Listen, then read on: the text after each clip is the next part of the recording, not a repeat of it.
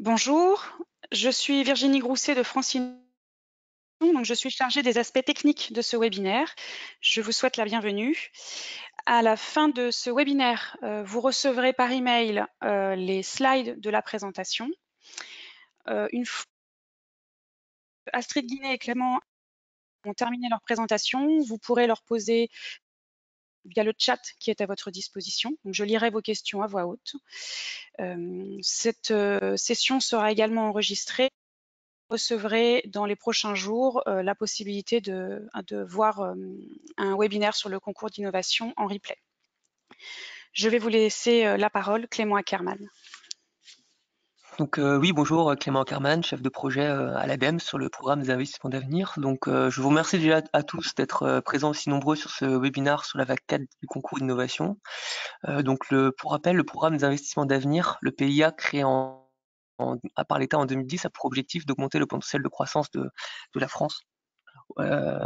Et l'ADEME en est l'opérateur pour les parties innovation destinées à l'accélération de la transition écologique et environnementale.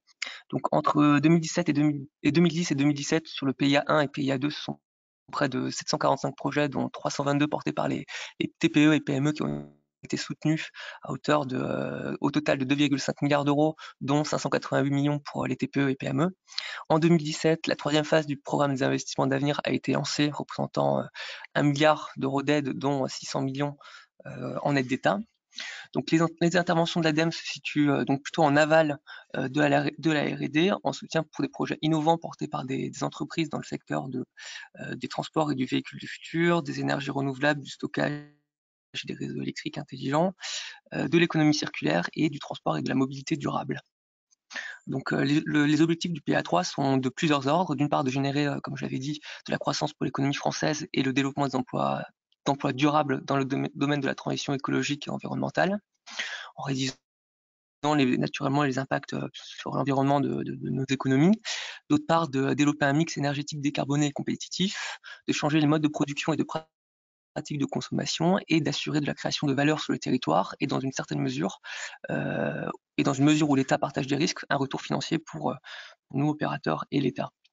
Donc pour ce faire, 3 outils ont été lancés par l'ADEME. Donc le présent outil concours innovation qui vise à soutenir les projets innovants portés par des startups et des PME dans la continuité du dispositif IPME. L'outil AAP projet démonstrateur classique qui vise au développement de démonstrateurs de plus grande envergure. Et l'appel à projet ADEIP, accélérer le développement des écosystèmes d'innovation performants, ciblés principalement sur le transport et la mobilité, et qui a pour but de cibler des projets coopératifs et associant des entreprises avec des instituts de recherche.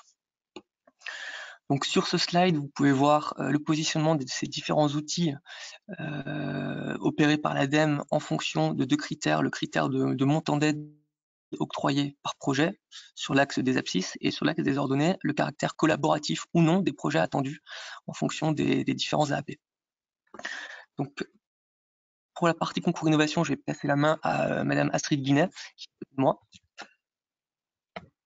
Voilà, bonjour à tous. Donc Astrid Guinet, chef de projet au sein de la direction des investissements d'avenir de l'ADEME. Alors le concours d'innovation, donc Clément l'a présenté rapidement. Donc c'est aujourd'hui le seul outil du PIA 3 dédié exclusivement au financement des projets innovants portés par des PME et startups, avec 3 ambitions. Leur permettre de porter des projets plus ambitieux, leur permettre de porter des projets certainement plus risqués également, et puis de accélérer la mise sur le marché de leurs solutions innovantes, donc en fait créer un avantage compétitif. Donc 3 ambitions, un dispositif donc qui fait la suite des initiatives PME, des IPME qui avaient été lancées en 2015 par l'ADEME.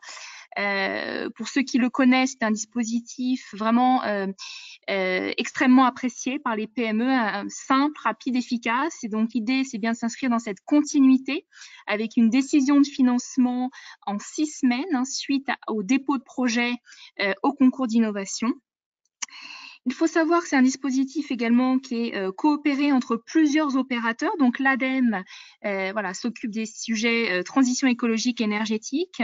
BPI France s'occupe des sujets santé, numérique, espace et autour de l'industrie du futur. Et puis, France Agrimaire s'occupe des sujets alimentation intelligente. Donc, 3 opérateurs. Il vous faut choisir l'opérateur auquel vous souhaitez déposer lors de votre dépôt. Vous ne pouvez pas déposer un projet chez plusieurs opérateurs. Donc, le dispositif maintenant a été créé il y a 1 an et demi. 91 aujourd'hui lauréats avec environ 40 millions à ce jour d'euros donc engagés. Vous retrouvez toutes les fiches lauréats des vagues 1, 2 et 3 sur le site de l'ADEME.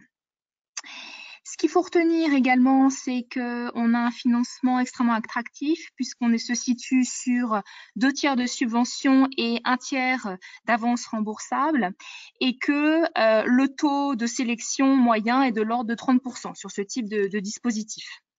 Voilà, pour des aides de l'ordre de 300-400 000 euros pour les petits projets. Donc, on va expliquer ce que c'est qu'un petit projet. C'est inférieur à 1 million d'euros de coût, entre 600 000 euros et 1 million d'euros de coût, et des aides octroyées autour de 900 000, 1 million d'euros pour les gros projets. Donc, les gros projets qui se situent entre 1 million d'euros de coût et 5 millions d'euros de coût. Je reviendrai sur ces précisions par la suite. Donc, voilà un petit peu le dispositif général. Ce qui vous intéresse aujourd'hui, c'est la vague 4 qui se clôture le 8 octobre prochain. Donc, un petit peu plus d'1 mois pour aujourd'hui déposer vos projets donc sur 4 plus 1, une thématique opérée par l'ADEME. Donc, les sujets adaptation au changement climatique, où on va retrouver tous les sujets de prévention des risques naturels, voilà, tous les outils d'alerte aux populations, de sensibilisation aux enjeux d'adaptation, les sujets également de villes, de bâtiments, d'adaptation du bâti aux évolutions du climat, de lutte contre la surchauffe urbaine, des solutions de rafraîchissement, de végétalisation des espaces urbains. Également, dans cette thématique adaptation changement climatique, on retrouve les sujets mer et littoral, voilà, les solutions autour de la connaissance des écosystèmes marins, de lutte contre l'érosion du trait de côte. Et puis également un dernier sous-axe, tous les enjeux autour du secteur agricole, sylvicole, et notamment autour des nouvelles stratégies de production plus robustes. Donc une première thématique. Une deuxième liée à la ville en transition. Donc là, on retrouve les sujets de mobilité, donc sans couture, mobilité partagée, planification d'itinéraires, billettique numérique, les sujets liés à l'espace public, à la lutte contre l'étalement urbain, à la lutte contre la fracture sociale, à la mutualisation de l'espace public. Et puis enfin, tous les outils d'optimisation, de gestion de la ville et de ses flux. Donc tous les sujets autour des capteurs, de la pollution de l'air, du trafic, de la déperdition de chaleur, etc. Donc ça, une deuxième thématique. Une troisième thématique liée à la performance environnementale des bâtiments. On retrouve notamment les sujets, bien évidemment, de la rénovation énergétique et environnementale, les sujets autour donc du maquettage numérique, l'intégration des ressources biosourcées, géosourcées, l'insertion des ENR et la gestion intelligente des chantiers. Et puis une thématique économie circulaire, eh bien, où là on retrouve tous les sujets autour des nouvelles technologies de valorisation des déchets, dont les biodéchets et les solutions liées au biogaz, la réincorporation de matières premières de recyclage dans les procédés industriels, tous les sujets autour de la réduction de perte de matière également. Voilà, hein, également donc sur ces sujets économie circulaire. et une dernière thématique exceptionnelle liée aux Jeux olympiques et paralympiques 2024. Donc avec des besoins spécialement donc dédiés aux besoins de ces Jeux olympiques. Et vous avez une fiche thématique dédiée qui tourne autour des équipements et infrastructures temporaires, des déchets de chantier, des déchets alimentaires, non alimentaires, du confort estival urbain, de climatisation naturelle. Donc tout en fait les besoins d'innovation liés à ces jeux que les PME souhaiteraient mettre en œuvre, mais qui évidemment doivent avoir une pérennité au-delà des Jeux olympiques. Donc pour satisfaire cette fiche Jeux olympiques, la condition c'est que les solutions soient industrialisées au plus tard début 2022 pour qu'elles soient opérationnelles donc pendant la phase des Jeux olympiques. Donc voilà les 4 plus une thématique donc de cette vague 4 du concours d'innovation. Je vais passer maintenant aux critères, critères d'éligibilité, modalités d'aide.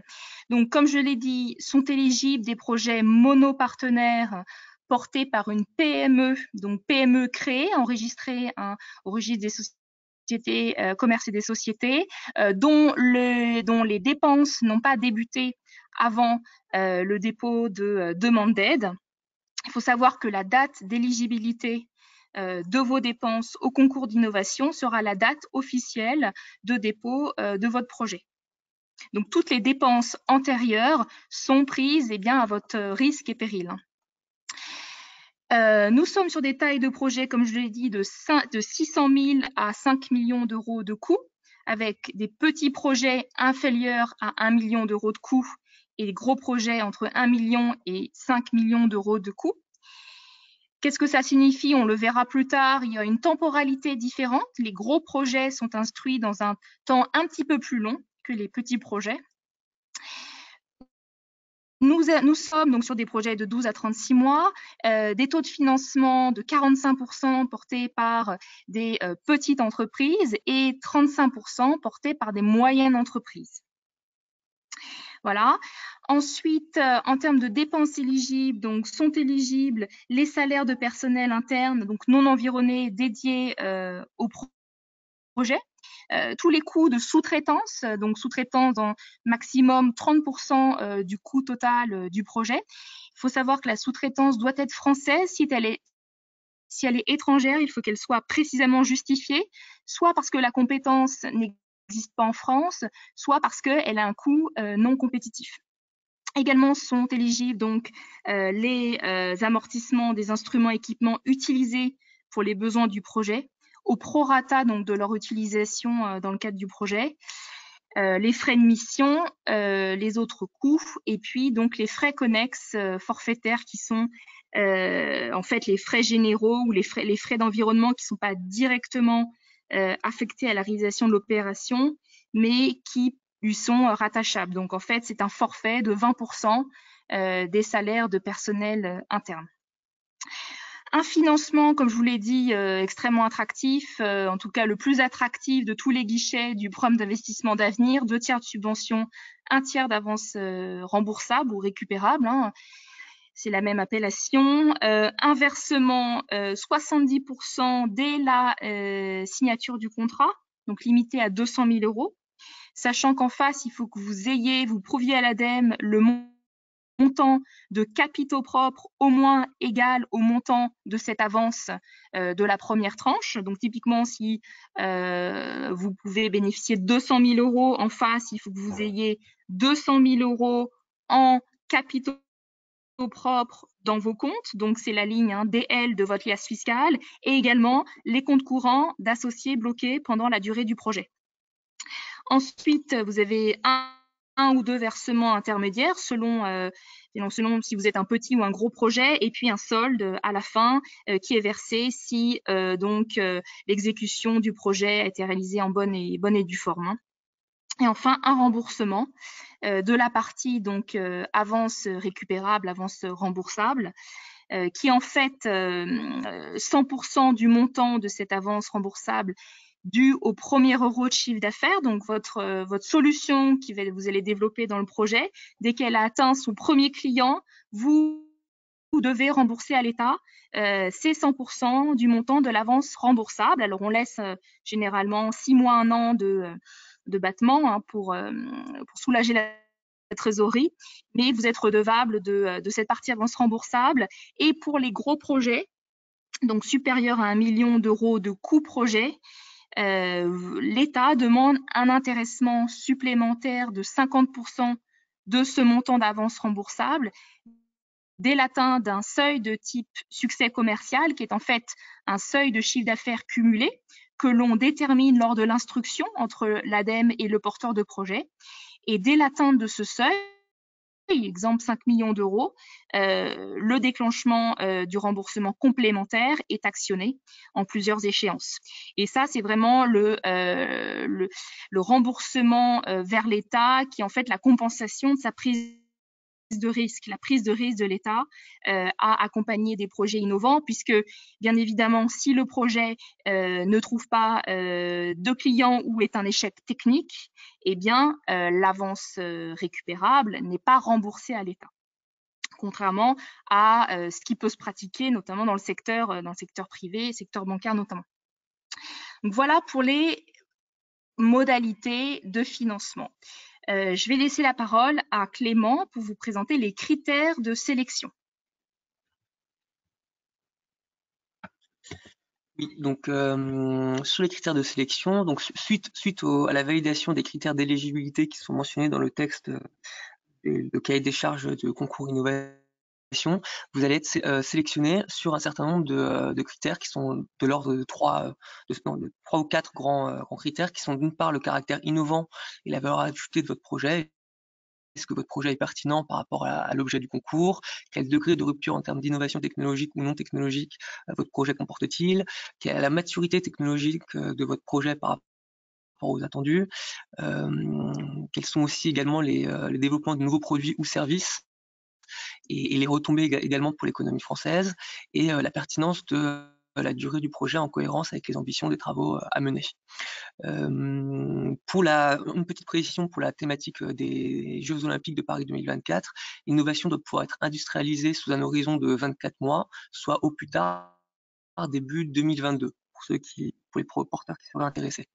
Concernant les impacts économiques du projet, donc nous allons naturellement évaluer la qualité et la robustesse du modèle économique et du plan d'affaires proposé, les marchés potentiels de la solution développée, les retombées économiques, comme je l'ai dit, les emplois sur le territoire, les externalités socio-économiques positives du projet et le caractère généralisable de la solution capable d'être déployée à grande échelle sur les territoires français ou à l'export.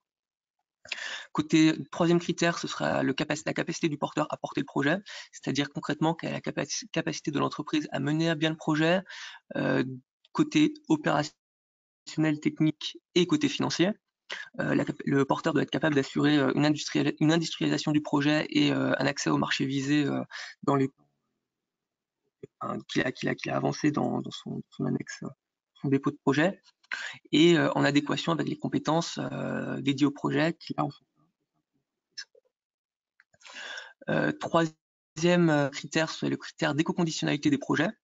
Donc, nous allons évaluer la pertinence du projet par rapport aux enjeux économiques, écologiques et énergétiques. Et nous allons notamment nous axer sur les impacts qui peuvent être positifs, neutres, mais également négatifs, sur les axes d'utilisation d'énergie renouvelables, d'efficacité énergétique, de qualité de l'air, de qualité de l'eau, de consommation de ressources, de réduction du biais et d'impact sur la biodiversité. Enfin, sur les aspects financiers, comme Astrid l'a justement rappelé, nous accorder un regard particulièrement attentif à votre capacité à pouvoir supporter les coûts présentés et l'impact de votre projet sur votre compagnie et sur votre plan de financement. Voilà, et un dernier point sur la labellisation. Donc, elle n'est pas obligatoire, elle reste tout à fait optionnelle, labellisation par un pôle de compétitivité.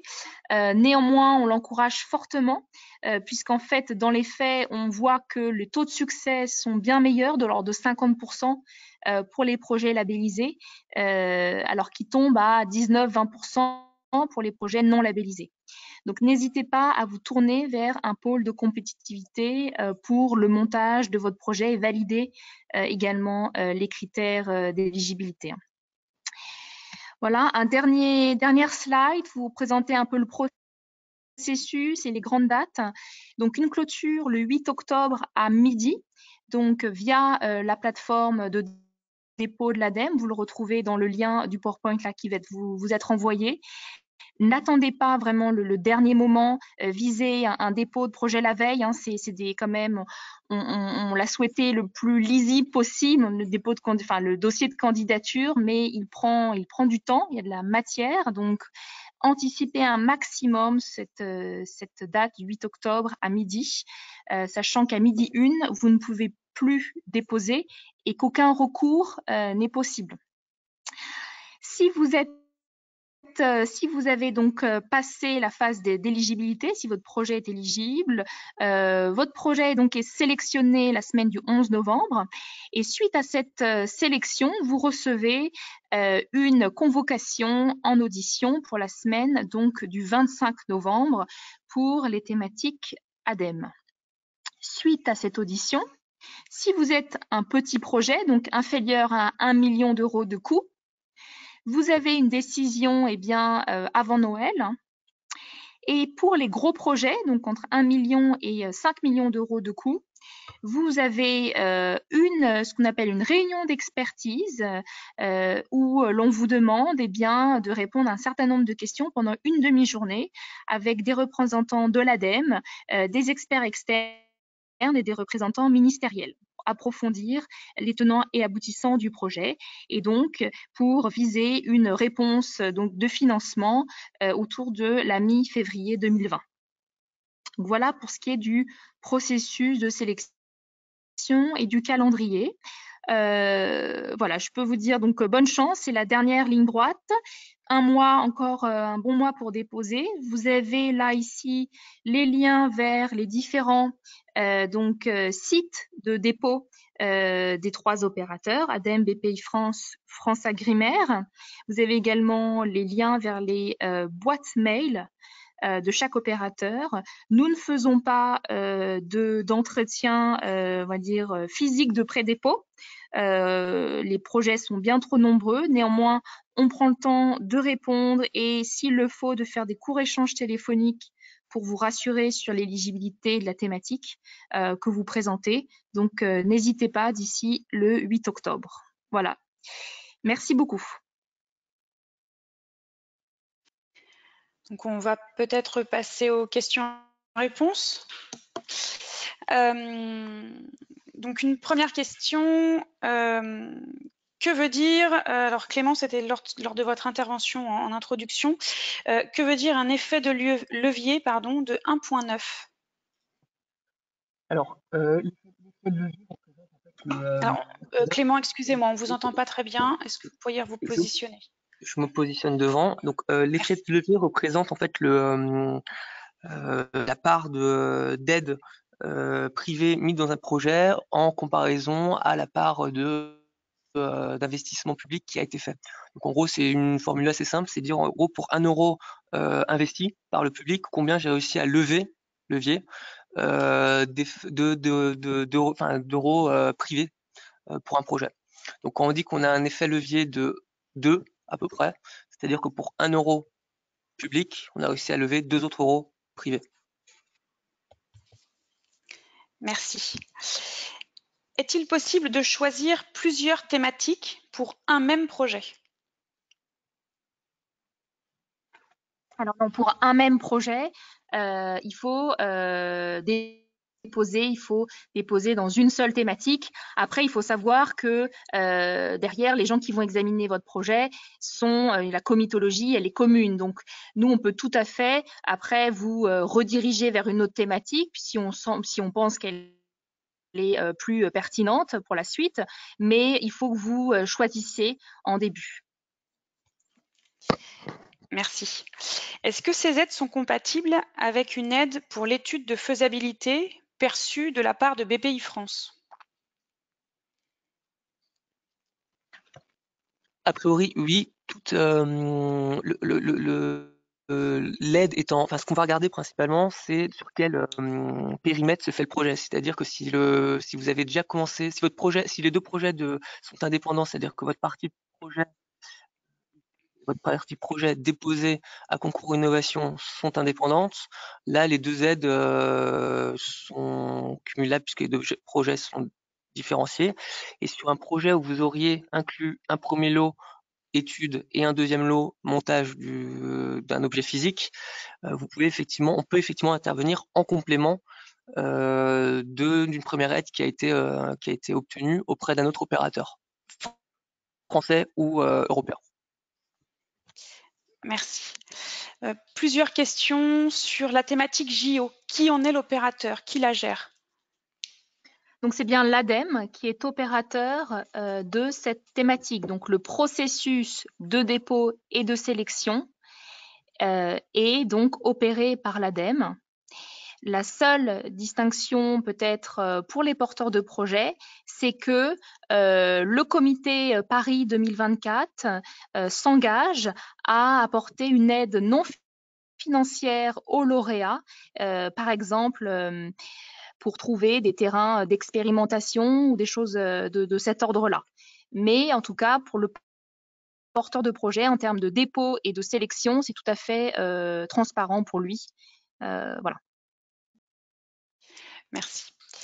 Une question sur le process de dépôt. Combien de temps à peu près faut-il compter pour déposer le projet? Et quel est le niveau de détail exigé pour le plan de financement?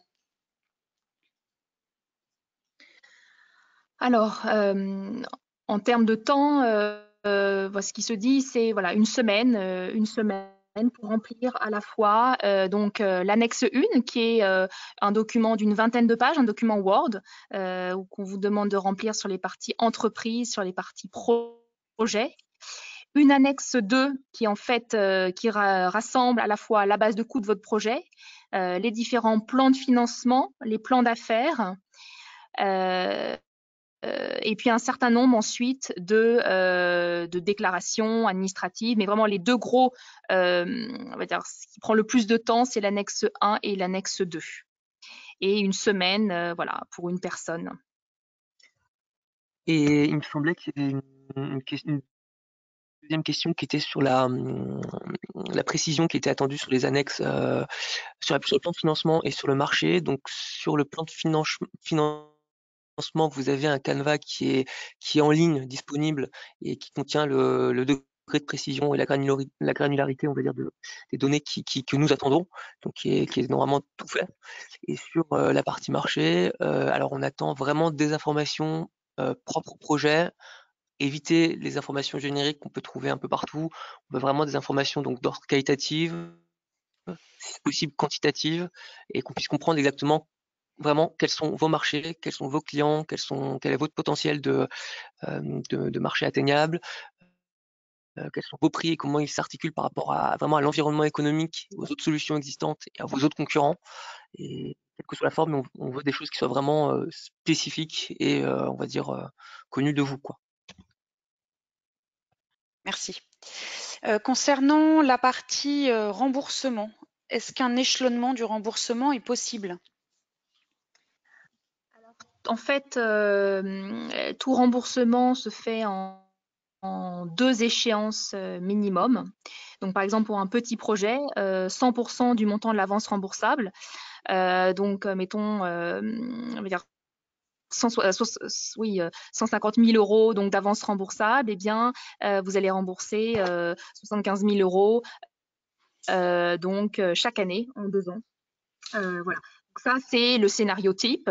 Après, bien évidemment, en fonction de la trésorerie de l'entreprise, on peut tout à fait alléger, étendre le plan de remboursement si c'est possible, ou octroyer un délai de carence. Donc en fait, un délai de carence, c'est au moment du premier euro généré et entre le moment du premier euro généré et donc le remboursement. Généralement, il est de 6 mois. On peut tout à fait également allonger ce délai de carence. Merci. Est-ce qu'une vague 5 au concours est prévue? Et quelle en serait la période si c'est le cas? Alors, vaccin, donc c'est en pourparlers, puisqu'en fait les budgets doivent être votés en fin d'année.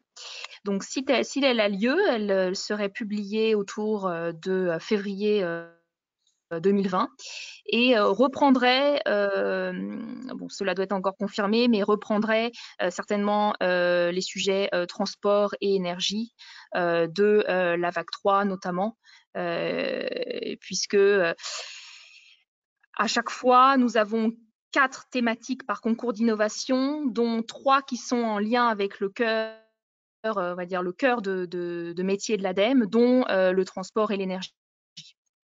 Donc voilà ce qu'on peut dire, mais c'est absolument en pourparlers à ce stade. D'accord. Et si une vague 5 a effectivement lieu, est-ce qu'un projet qui n'aurait pas été retenu pour la vague 4 pourrait être représenté en vague 5? Alors oui, il faut trouver le bon angle d'attaque pour le représenter, parce que donc les thématiques changent, hein, mais c'est tout à fait, oui, c'est tout à fait envisageable. Merci. Est-ce que l'aide octroyée lorsque l'on est éligible peut être réalisée pour des embauches? Peut être utilisée pour des embauches, pardon. Oui, bien sûr, c'est même très souvent le cas. Très bien. Pour la thématique performance des bâtiments, est-ce qu'un projet qui est porté par une SCI est éligible? Est-ce que les coûts éligibles peuvent concerner les investissements sur les travaux de réhabilitation et de construction innovante? Alors, une SCI peut présenter un projet, ou un projet peut être porté par une SCI, on l'a déjà vu. Par contre, sur la deuxième question, ouais, tout coût présenté dans l'annexe 2 doit être justifié parce qu'il sert à financer quelque chose qui est considéré ou comme une innovation, ou comme un verrou, ou comme quelque chose, on va dire comme quelque chose qui est comme un coût qui n'est pas jugé comme quelque chose qui se fait traditionnellement, qui est maîtrisé. Donc on est vraiment, encore une fois, les projets doivent être innovants. On est là pour financer de l'innovation et de l'aide à lever des verrous. Merci Clément. Une autre question. Une collectivité peut-elle bénéficier de ces aides indirectement en proposant à l'entreprise un site pilote sur son territoire? Oui, tout à fait. Même c'est recommandé que dans les phases d'expérimentation, eh bien, la collectivité intervienne en sous-traitant, par exemple, c'est un porteur de Astrid, projet. la fin de votre phrase. Oui, donc je disais que c'était même encouragé que donc des collectivités, en octroyant des terrains d'expérimentation, soient donc associés au projet, par exemple en tant que soit sous-traitant, soit via des lettres d'engagement, pour procéder aux tests in situ. Tout à fait. Très bien. Quel est le taux maximum de sous-traitance? En complément, un contrat de prestation est-il assimilé à une sous-traitance?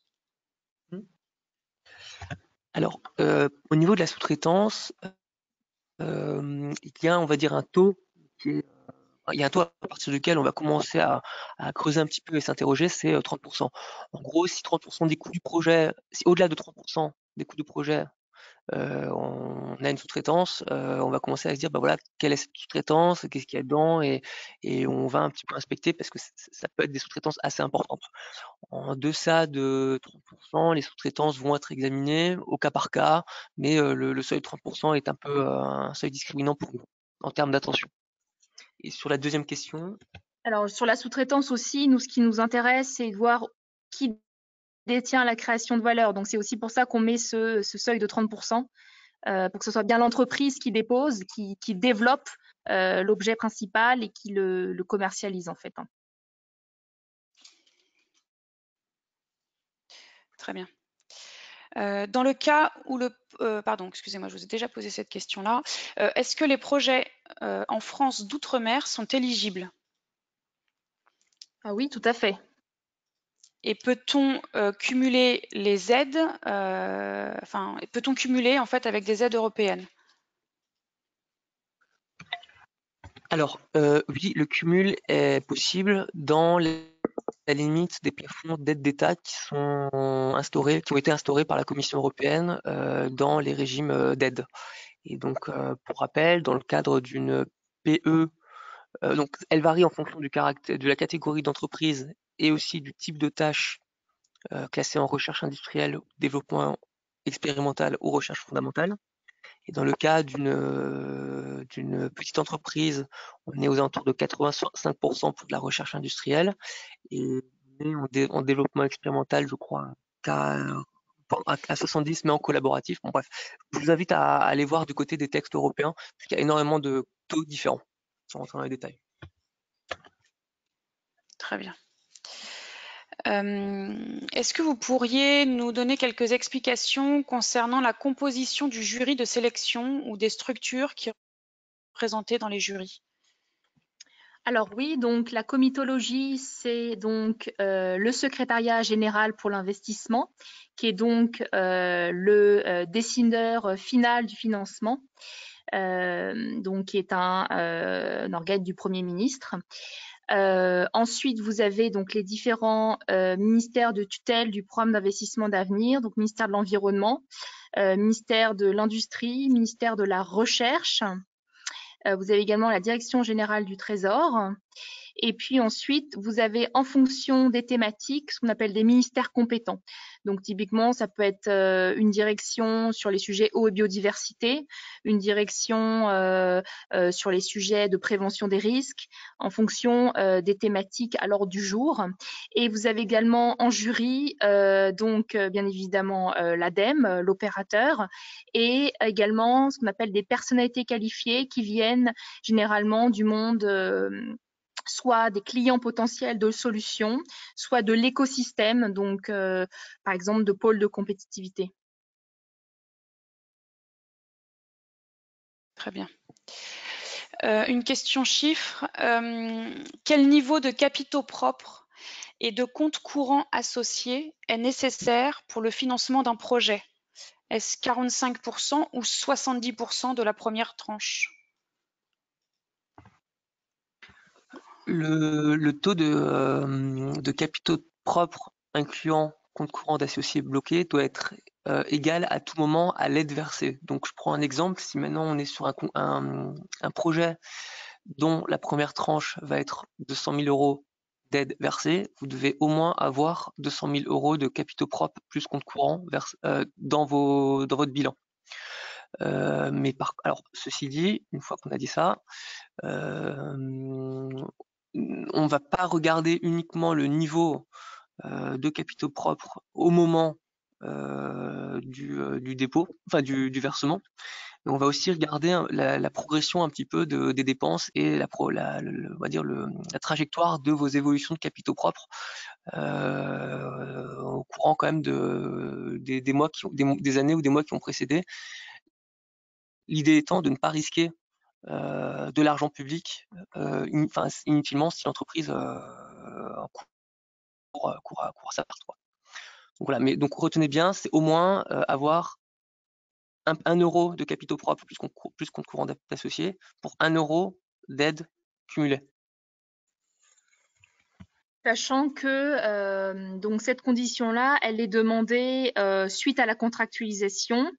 Donc à la contractualisation, on vous laisse encore 5 mois pour justifier de ces capitaux propres et comptes courants d'associés, notamment pour les entreprises qui sont en cours de levée de fonds, pour laisser un petit peu de souplesse. Par contre, au bout de ces 5 mois, si vous ne présentez toujours pas les capitaux propres nécessaires, eh bien la convention est susceptible de tomber. Merci Astrid. La subvention peut-elle être justifiée pour payer des salaires de personnes qui seraient déjà embauchées?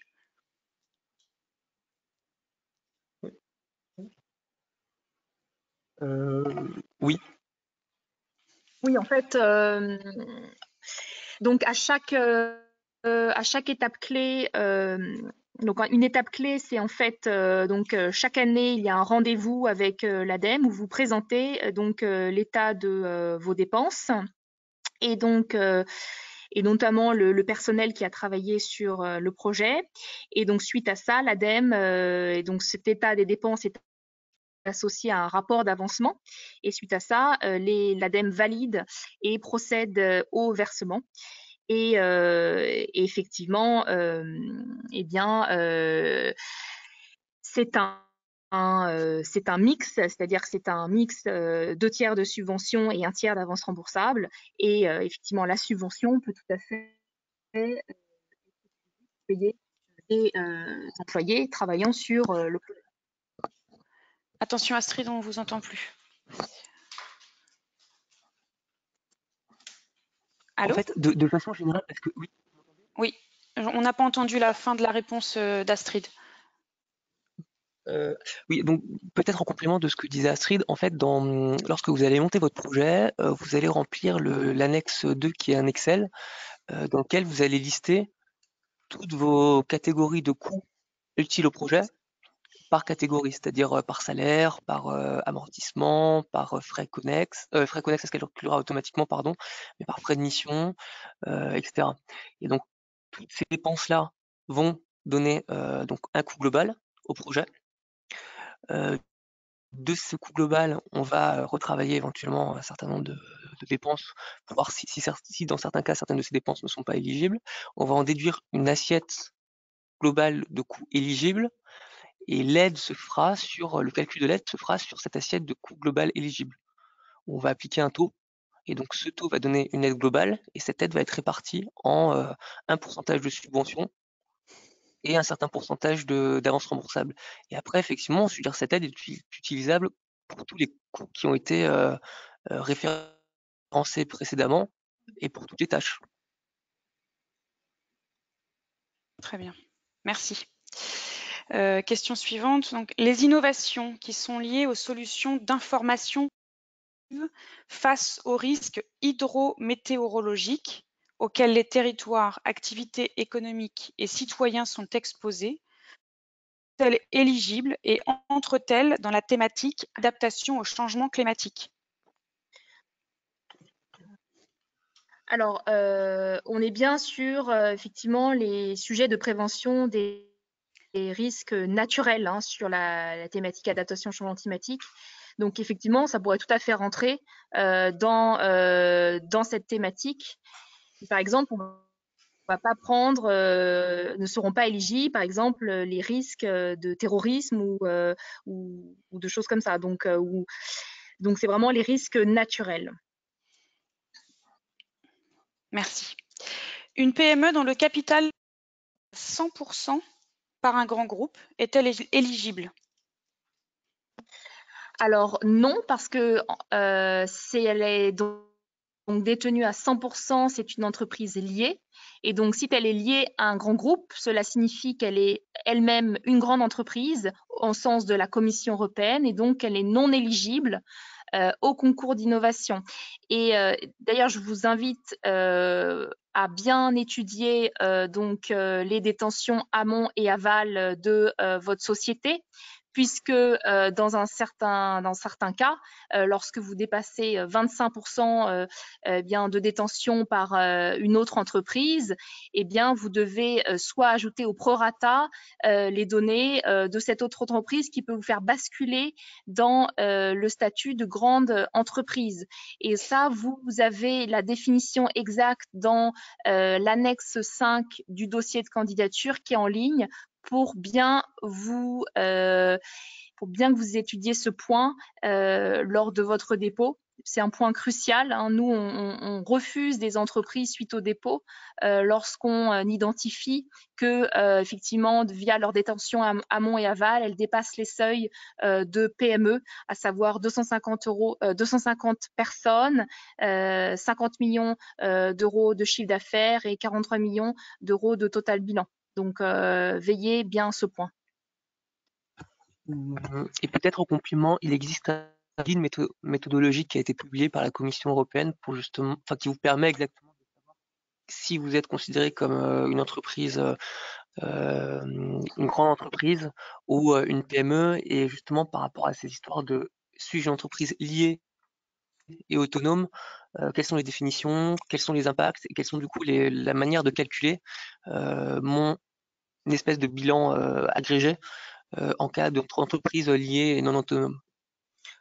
Et en cas de vraiment interrogation, n'hésitez pas à peut-être nous envoyer un message, un mail sur la boîte du concours innovation pour essayer de résoudre ces problèmes en amont.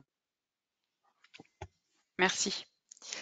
Est-ce que vous pourriez expliquer le délai de 5 mois à signature de la convention, notamment par rapport au montant des capitaux propres? Oui, donc si vous êtes lauréat, donc on aura, après la décision de financement, on aura 3 mois pour contractualiser. Suite à la signature du contrat, on vous laisse encore 5 mois pour pouvoir présenter, justifier le niveau de capitaux propres nécessaires, donc au montant donc égal au montant de l'aide, de la première tranche d'aide que l'ADEME vous versera. Et donc, pour prouver ça, et bien souvent, l'on demande un arrêté comptable intermédiaire. Puisque généralement, voilà, les précédentes, les liasses fiscales en cours sont soit pas clôturées, soit Astrid, on ne vous entend plus. On n'a pas entendu ce que vous avez dit. Voilà, ou soit donc nous demandons des arrêtés comptables intermédiaires lorsqu'il y a des levées de fonds en cours pour pouvoir justifier donc que les montants étaient levés. D'accord. En complément de cette question, peut-on avoir un projet de 36 mois avec augmentation de capital pendant ces 36 mois, ce qui permettrait d'atteindre le montant des capitaux propres suffisant pour toucher les 45% de l'assiette des coûts? Oui, bien sûr. Souvent même ce qui est pratiqué auprès des startups et des PME qui postulent en fait au concours innovation. On a souvent en cours de route une levée de fonds, mais encore une fois, du coup, justifiez-la bien, donnez-nous un maximum d'informations pour la rendre crédible, et cette levée de fonds devra avoir lieu au moment du versement, si nécessaire au versement. D'accord. Doit-on répondre absolument à un thème listé explicitement, ou si le projet peut contribuer aux objectifs, mais est en dehors du thème, est-il éligible? Alors, il faut que l'entreprise, il y a une partie du dossier de candidature où l'entreprise doit démontrer comment elle s'intègre et comment elle répond aux objectifs de la fiche thématique. Donc, voilà, l'enjeu lui revient en fait pour nous démontrer, nous prouver qu'elle répond, même si elle répond pas précisément à un sous-axe, mais que l'enjeu, qu'elle se retrouve bien dans les enjeux de cette thématique-là. Donc, pour ça, oui, on est tout à fait, en tout cas, la comitologie ouverte. Et si vous avez vraiment un doute, encore une fois, soumettez votre thématique en amont via la boîte mail du concours. Merci. Est-ce qu'un projet peut être soumis au concours dans le but d'équilibrer le plan de financement d'une opération immobilière innovante, comme de la construction de bois?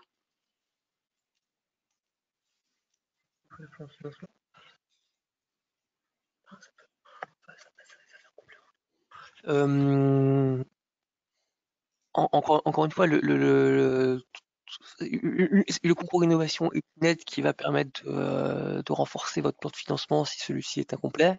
Le vrai sujet sera est-ce qu'il y a les capitaux propres nécessaires, et est-ce qu'on est vraiment innovant par rapport à ce qui se fait.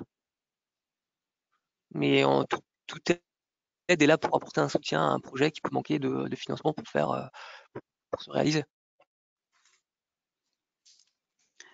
Merci. Une question donc qui fait un parallèle avec le concours IDF Innovup. Donc, il y a aussi le concours de la région Île-de-France Innovup, leader sur des thématiques similaires. Y a-t-il des synergies ou décisions communes ou discutées entre les différents membres des comités dont certains seront communs? Alors, le dispositif Innovup Leader, en fait, c'est le concours d'innovation au niveau régional, au niveau donc région Île-de-France. Ce sont des... alors, bien entendu, nous, on a la liste des projets qui sont lauréats. Vous pouvez tout à fait déposer aux deux, concours d'innovation nationale et concours d'innovation régionale. Il faut cependant bien l'indiquer dans votre dossier de candidature. Hein. Et ensuite, est-ce qu'il y a donc des passerelles possibles? Oui, souvent, quand un projet ne répond pas tout à fait à l'ambition du concours d'innovation nationale, eh bien, il est redirigé vers le concours d'innovation régionale. Mais ce sont des guichets différents, donc ça implique de repostuler au concours d'innovation régionale. Mais voilà un petit peu l'articulation entre les deux. Et le concours d'innovation donc régional a des ambitions de financement et de coût projet bien inférieurs au concours d'innovation national. Merci. Donc une question plutôt sur un sujet de géothermie. Dans le cadre d'un projet géothermie avec des agriculteurs, quelle serait la thématique la plus appropriée? Énergie, stockage et système énergétique, ou bien agriculture innovante, ou bien agriculture éco-efficiente? Alors là, on a sur les sujets de géothermie, ça ne sera pas a priori éligible sur la vague 4.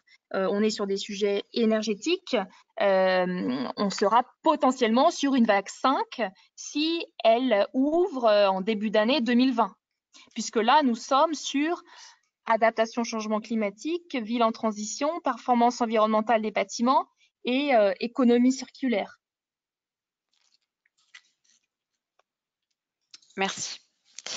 Le projet peut-il inclure les investissements relatifs à l'industrialisation ou à la pré-industrialisation?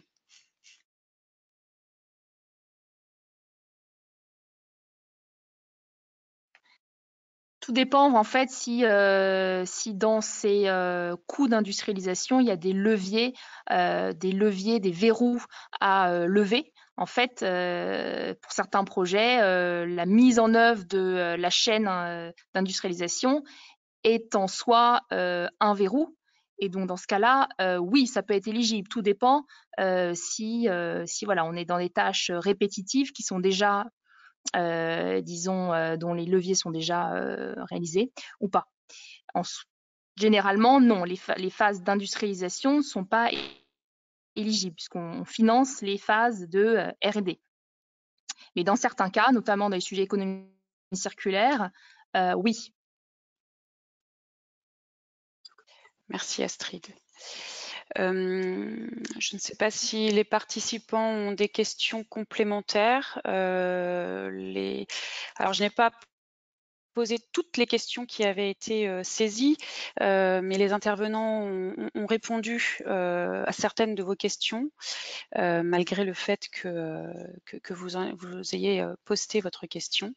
Elle pouvait être similaire à d'autres. Donc, n'hésitez pas si vous avez des éléments complémentaires ou d'autres points à aborder.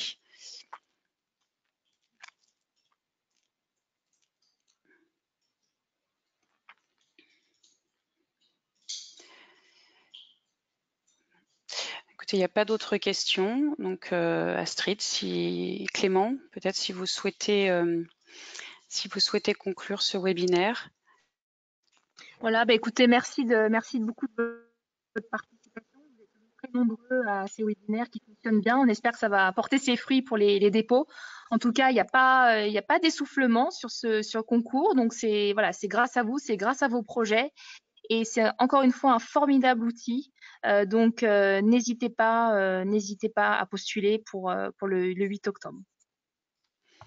Et peut-être en complément, n'hésitez pas aussi à nous soumettre vos questions en amont du dépôt, quel que soit le sujet, quel que soit on est aussi là, pas seulement pour juger des projets, mais aussi pour vous accompagner en amont, le montage de vos projets. Donc voilà, la boîte mail Concours Innovation est là et on y répondra aux besoins. Merci à vous et très bonne fin de journée. Merci bien. Merci.